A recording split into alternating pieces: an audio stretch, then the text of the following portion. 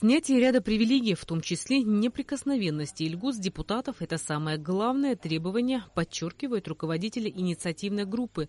Поводом для такой гражданской активности стало массовое выдвижение граждан в высший законодательный орган страны. На встрече отмечалось, что есть серьезные опасения в том, что люди стремятся в парламент не для того, чтобы заниматься решением задач государственной важности, а для получения привилегий. Единственное, что нам остается, обратиться к закону о статусе депутата.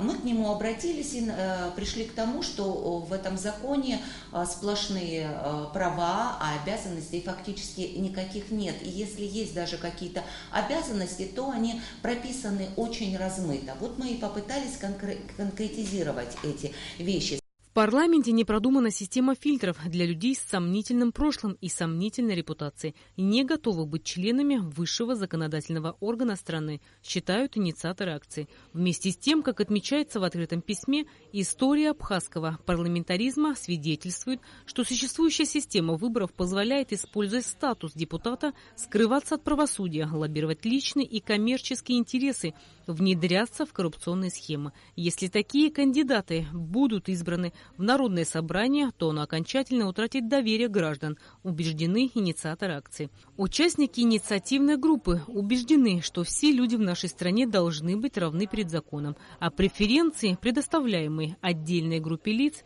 подрывают основы нашей государственности.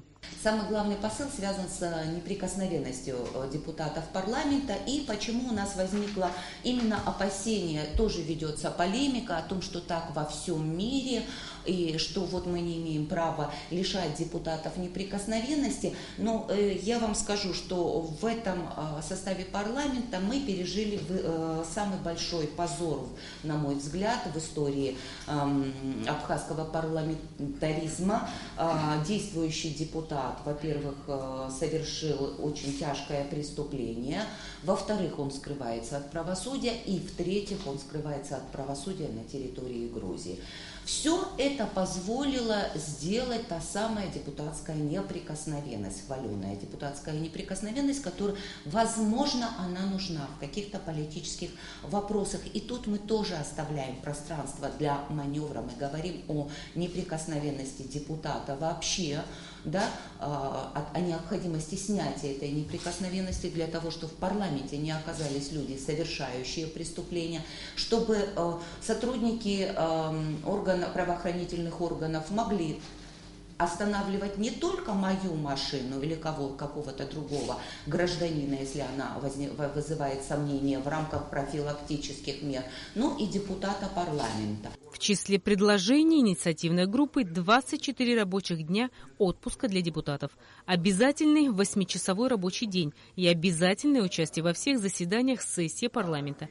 Сессии парламента должны транслироваться в прямом эфире ТВ. Депутаты не должны принимать никакого участия в приватизации. Депутат должен каждый квартал отчитываться перед избирателями о своей работе, ввести в закон право отзыва депутата парламента, то есть императивный мандат.